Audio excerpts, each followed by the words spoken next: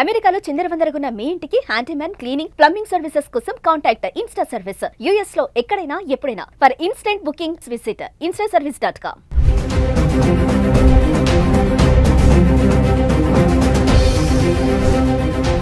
నమస్తే, welcome back to Suman TV. ప్రస్తుతం మనతో పాటు ఉన్నారు అనలిస్ట్ మందరి కృష్ణారెడ్డి గారు.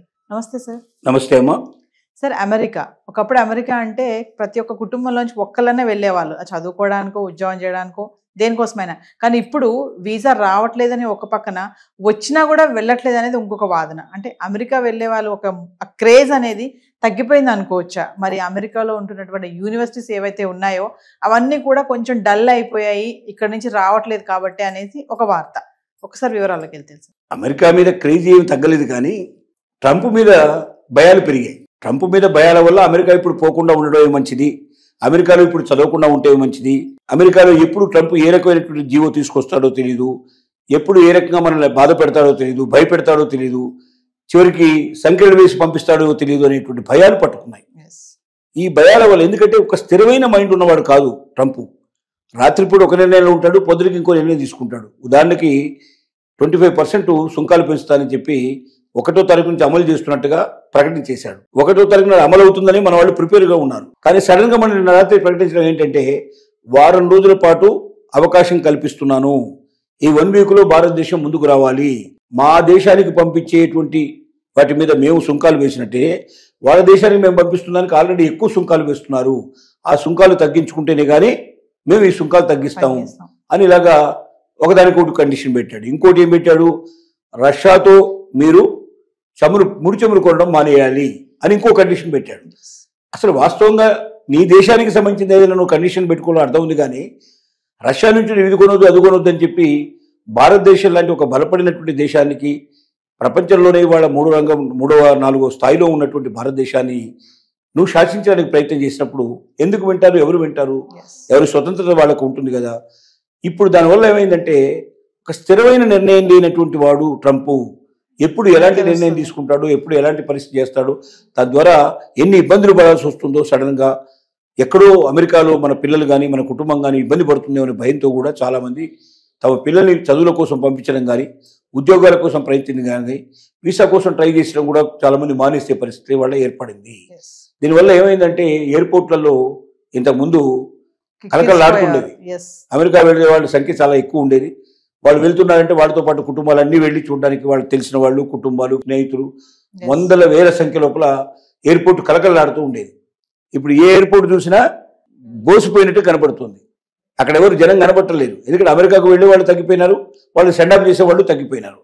ఇక్కడ ఇలా ఉంటే అక్కడ కూడా పరిస్థితి చాలా ఘోరంగా పడుతుంది. అక్కడ ఏమిటి, మరి అమెరికన్ విద్యార్థుల వల్ల అక్కడ హాస్టల్స్ బాగా కలకలాడేవి, అక్కడ యూనివర్సిటీలు కలకలాడేవి, అక్కడ వీళ్ళు కొనుగోలు ఏదో ఒకటి కొంటారు కదా, పోయినవాడు ఊరుకోడు కదా. ఈ పర్చేజ్ వల్ల కూడా అక్కడ వాళ్ళకి ఎక్కువ లాభాలు వస్తూ ఉండేవి. కానీ ఇప్పుడు పరిస్థితి ఏంటంటే, ఆల్మోస్ట్ ఆల్ 50% వెళ్ళేటువంటి వాడు తగ్గిపోయినారు.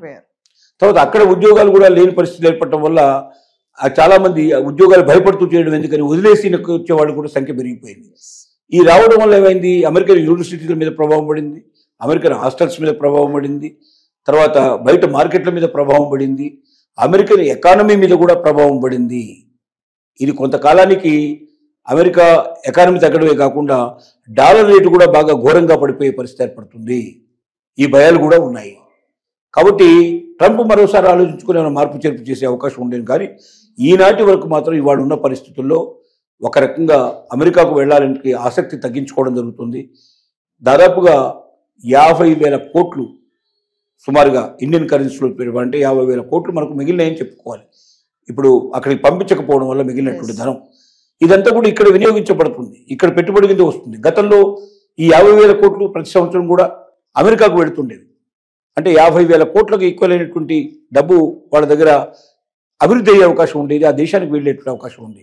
ఒక దేశ సంపద తగ్గిపోతుంది, దేశంలో అవకాశాలు తగ్గిపోతున్నాయి. ఇంకొకటి ఏమవుతుందంటే, ఇక్కడ నుంచి వెళ్ళిన వాళ్ళు చాలా మంది రీసెర్చ్ లోపల పాల్గొనేవాళ్ళు, రీసెర్చ్ అసిస్టెంట్స్గా ఉండేవాళ్ళు. దాంతోపాటుగా ఇప్పుడు మనం మామూలుగా డాక్టర్ కోర్స్ కంప్లీట్ అయిన తర్వాత మనం హౌస్ సర్జన్ అంటాం, అంటే వాళ్ళకు జూనియర్ డాక్టర్స్గా ఉంటారు. ఈ జూనియర్ డాక్టర్స్ ఆపరేషన్స్లో మిగతా విషయంలో అన్నింటిలో ఉపయోగపడతారు. సో ఇలాగా ఇక్కడ నుంచి వెళ్ళే వాళ్ళ సంఖ్య తగ్గిపోవడం వల్ల ఆ కోర్సుల లోపల వీళ్ళు జాయిన్ కావడం వల్ల, ఈ అసిస్టెంట్స్ లేకపోవడం వల్ల అక్కడ రీసెర్చ్ వర్క్ తగ్గిపోతుంది. వైద్యం సరిగ్గా సకాలంలో అందడంలో ఇబ్బంది అవుతున్నాయి. ఎందుకంటే మ్యాన్ పవర్ తగ్గిపోయింది కదా. ఇప్పుడు జూనియర్ డాక్టర్స్ అంటే పెద్దగా డబ్బు ఖర్చు అవసరం లేకుండానే దాంట్లో పనిచేస్తారు, చాలా తక్కువ కాస్ట్ పనిచేస్తారు. ఎందుకంటే వాళ్ళకి అనుభవం కావాలి. హౌస్ సర్జన్గా అనుభవం వస్తేనే ఫుల్ ఫ్లెడ్జ్డ్గా డాక్టర్గా వాళ్ళకి సర్టిఫికేట్ వస్తుంది, అది ఉపయోగపడుతుంది. వాళ్ళు డాక్టర్గా ప్రాక్టీస్ చేయడానికి అవకాశం ఉంటుంది. కాబట్టి వాళ్ళు తప్పనిసరిగా మ్యాండేటరీగా వాళ్ళు దాంట్లో ఎంటర్ కావాలి. ఇలా రీసెర్చ్ వర్క్లో సాయం చేసే అసిస్టెంట్స్, జూనియర్ డాక్టర్గా పనిచేసేటువంటి వాళ్ళు, ఇంకా చాలా చాలా డిపార్ట్మెంట్లో పనిచేసేటువంటి అసిస్టెంట్స్ కూడా కరువైపోయి తద్వారా అక్కడ ప్రజలకు సేవలు అందించడం కూడా తగ్గిపోతుంది. సో ఒకవైపున అమెరికా ఆర్థిక వ్యవస్థ తగ్గిపోతుంది, మరొక వైపున ఈ రకమైన అసిస్టెన్స్ లేకపోవడం వల్ల సేవల లోపల కూడా చాలా వరకు కొరత ఏర్పడి సేవలు సకాలంగా అందటం లేదు. ఆ యొక్క మొత్తం టోటల్గా అమెరికా యొక్క ఆర్థిక వ్యవస్థ మీదనే దెబ్బపడే అవకాశం ఉంది. ఎందుకంటే ఒక భారతీయులే కాదు, మిగతా అన్ని దేశాల నుంచి వచ్చే వాళ్ళు కూడా ఏం ఎదుర్కొంటున్నారు. అన్ని దేశాల్లో నుంచి కూడా అందరికీ వీసా ప్రాబ్లం ఉంది, అందరికీ ట్రంప్ దెబ్బ ఉంది. కాబట్టి అన్ని దేశాల వాళ్ళు కూడా అక్కడికి వచ్చేవాళ్ళు, వెళ్ళే వాళ్ళ సంఖ్య తగ్గిపోతుంది. అలాగే అక్కడ ఉపయోగపడే వాళ్ళ సంఖ్య తగ్గిపోతుంది. అక్కడ డబ్బు కూడా ఉపయోగించడం తగ్గిపోతుంది. ఇన్ని రకాలుగా అమెరికా నష్టపోయే పరిస్థితి ఉంది. కాబట్టి అమెరికా మీద మోజు ఉన్నప్పటికీ, అమెరికా మీద ఇంట్రెస్ట్ ఉన్నప్పటికీ, అమెరికాకు ట్రంప్ ఉన్నంతకాలం వెళ్ళకపోవడమే మంచిదనే నిర్ణయం వల్ల అటు అమెరికా నష్టపోతుంది, ఇటు భారతదేశం నష్టపోతుందని చెప్పలేం. కానీ ఒక రకంగా లాభపడుతుంది. కారణం ఏంటంటే 50,000 కోట్లు అమెరికాకు వెళ్ళేవి ఇక్కడ ఆగిపోయినాయి అంటే తప్పనిసరిగా ఇక్కడ ఎక్కడో దాంట్లో పెట్టుబడి పెడతారు. దాని ద్వారా మన దేశానికి కొంత ఆర్థిక సంపద లభిస్తుంది, కొన్ని రకాలుగా మనం బెనిఫిట్ అయ్యే అవకాశం కూడా ఉంది. ఏదేమైనా సార్ ట్రంప్ ఉన్నటువంటి ఈ టర్మ్ లో వెళ్ళకపోవడం మంచిదంటారు అని మనం చెప్పడం కాదు, కానీ వాళ్ళు భావిస్తున్నారు. ఎందుకంటే ఒకటి మేధావి అయినటువంటి వాడు మాత్రం ప్రయత్నం చేసుకుంటూ వెళ్ళగలుగుతాడు, అక్కడ నిలదొక్కోగలుగుతాడు. మేధావి కానివాడు ఏదో చదువు కోసం పోదాం, అక్కడ ఉద్యోగం చేసుకుందాం, సంపాదించుకొని అక్కడే నన్ను పోషించుకుందాం అనుకున్న వాడు మాత్రం వెళ్ళకపోవడమే 100% మంచిది. అట్లాంటి పోషించుకునే పరిస్థితులు వాళ్ళు లేవు. అక్కడ బయట ఎక్కడైనా పనిచేసినట్టు ఉంటే వెంటనే పట్టుకుంటారు, సంఖ్యలు వేసి పంపించేస్తారు, లేదా సంఖ్యలు వేస్తారని మన గవర్నమెంట్ తెలియజేస్తారు. అట్లా నేరంగా ఉండే పరిస్థితి ఉంది.